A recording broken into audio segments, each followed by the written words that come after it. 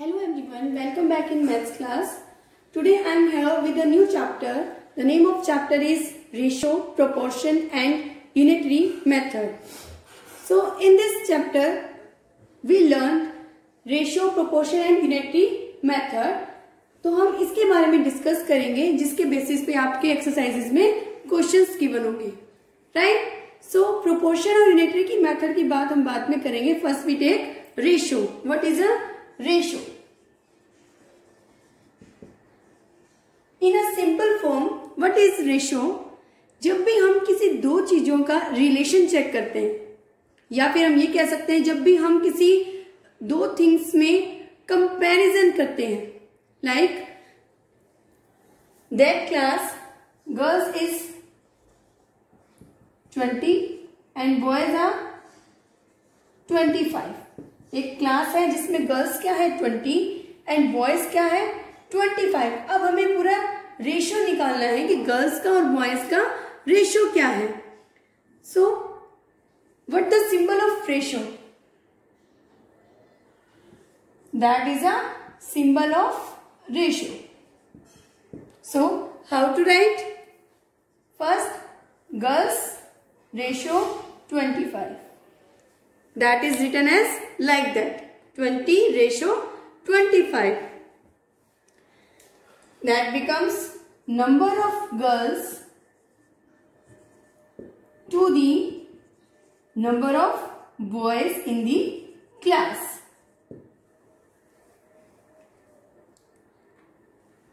Clear students?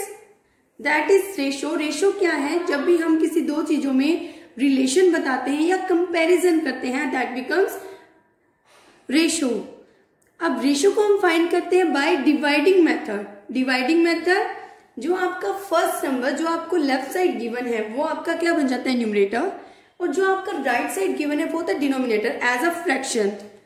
अब इसको हम डिवाइड करेंगे तो as a fraction 20 is numerator and 25 is denominator. Now we do simplest form. ठीक है, अब हम इसको simplest form में कन्वर्ट करते हैं. अब आप देखिए 20 and 25 दोनों ही क्या है 5 की टेबल में आते हैं. Then 4 multiply 5 is 20 and 5 multiply 5 is 25. So that becomes 4 upon 5. तो गर्ल्स के प्लेस पर क्या आएगा? 4, रेशियो का symbol, then 5. So ratio of girls and boys is 4:5. अब हम इसको कैसे स्पीक करते हैं इस साइन को? 4:5.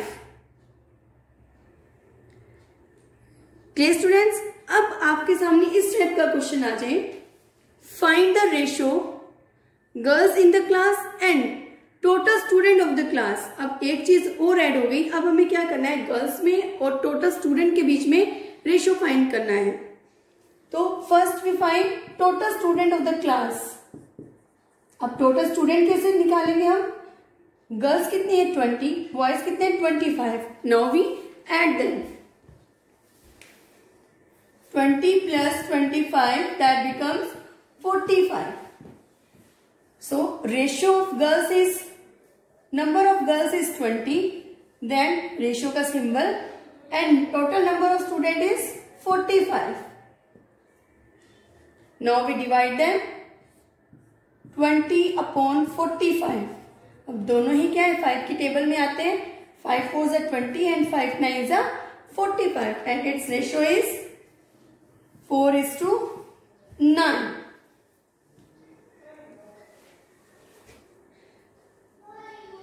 Clear student?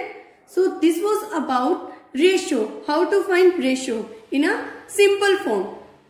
Now let's come on the next topic. Next is properties of ratio. When we compare two quantities, जब भी हम दो quantities को compare करते हैं, so कुछ ऐसे point होते हैं जिसको हमें ध्यान में रखना होता है. जैसे first is a ratio is usually expressed in the simplest form. Simplest form जो कि हम fraction में भी करते आ रहे हैं.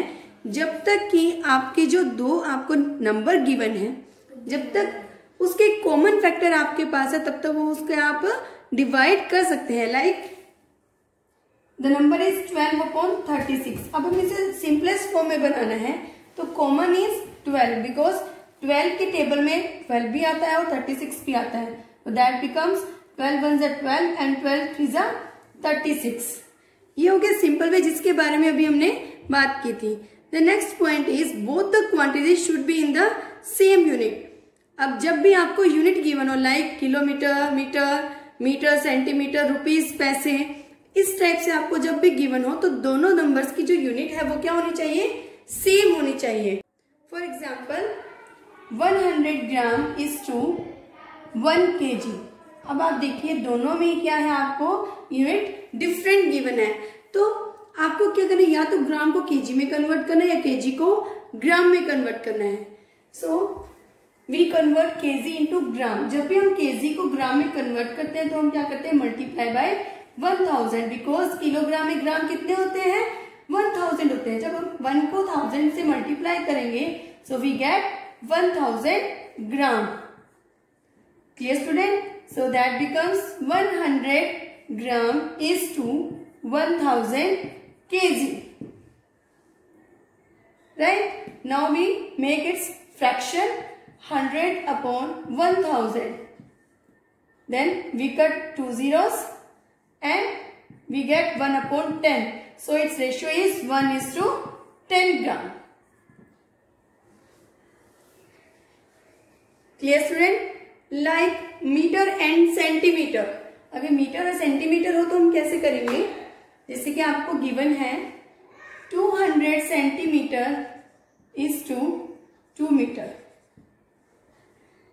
राइट? अब यहाँ सेंटीमीटर गिवन है, यहाँ मीटर गिवन है, या तो हम सेंटीमीटर को मीटर में कन्वर्ट करेंगे या मीटर को सेंटीमीटर में। जब भी हम मीटर को सेंटीमीटर में कन्वर्ट करें, फर्स्ट हमें ये पता होना चाहिए कि मीटर में सेंटीमीटर होते कितने हैं।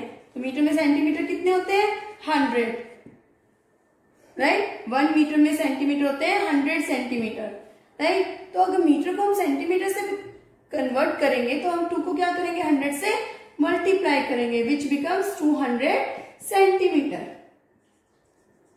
200 centimetre is to 200 centimetre, which becomes 1 is to 1 because both digits are same. So that is the properties of ratio. The last is we cannot change the order of the quantity in the ratio. Like order of quantity means A ratio means A is to B equals to B is to A. It is possible? No, it is not possible. अभी हमने जो answer निकाला था kilogram gram का, उसमें क्या answer आया था, 1 is to 10 and B is 10 is to 1. That is equal? No, this order is not equal. So we cannot change the order of the quantity in the ratio. So this was about your properties of ratio. Now we come on the next topic. Topic is equivalent ratio. जैसे ही equivalent word आता है, it means equal, same, right? Suppose a given fraction is 2 is to 4 and 2 is to 4, right? Both are equal, right? क्योंकि हमें पता चल रहा है 2 is to 4 equals to 2 is to 4, right? तो that is equivalent ratio. जब हमें इस टाइप का गिवन हो 12 is to 4 and 6 is to 2, then tell me both are equal. अब क्या है, सिंपल लग रहा है? नहीं, बिकॉज अब यहाँ 12 है, इधर 6 है, इधर 4 है, इधर 2 है। अब आपको लग रहा है ये तो डिफरेंट है, तो ये इक्विवेलेंट रेशियो नहीं है। बट जब हम इसको सिंप्लीफाई करते हैं, अब इसको हम कन्वर्ट करते हैं सिंपलेस्ट फॉर्म में, देन 4 1 जा 4, 4 3 जा 12, so it's ratio is 3 is to 1. The same as 6 upon 2, 2 1 जा 2, 2 3 जा 6, so its ratio is 3 is to 1. That is equal. कई बार क्या होता है, जब हम इसको सिंपलेस्ट फॉर्म में कन्वर्ट कर देते हैं तो सेम रेशियो आ जाता है, वो क्या बन जाता है हमारा इक्विवेलेंट रेशियो। और आपके सामने किस टाइप के क्वेश्चन आ सकते हैं, लाइक आपको नंबर गिवन हो जाएगा, जैसे 12 is to 10, 12 is to 10, इसके आपको 2 इक्विवेलेंट फ्रैक्शन फाइंड करने हैं। क्या करें, 2 इक्विवेलेंट फ्रैक्शन फाइंड करने हैं। तो आप कैसे करेंगे इसे, that becomes 12/10. Then equivalent fraction का रूल क्या, इक्विवेलेंट का रूल क्या होता है, जब भी हम किसी नंबर को मल्टीप्लाई करते हैं इन इक्विवेलेंट, तो जिस नंबर को हम न्यूमरेटर से न्यूमरेटर जो नंबर हमारा है वही हमारा डिनोमिनेटर होगा, like 2, then becomes 24 and 20. The same as 12/10 multiply 3/3, that becomes 36/30. That is your equivalent ratio. Clear students? So this was about your ratio, properties of ratio and equivalent ratio. I hope you might be understand this new topic. Thank you.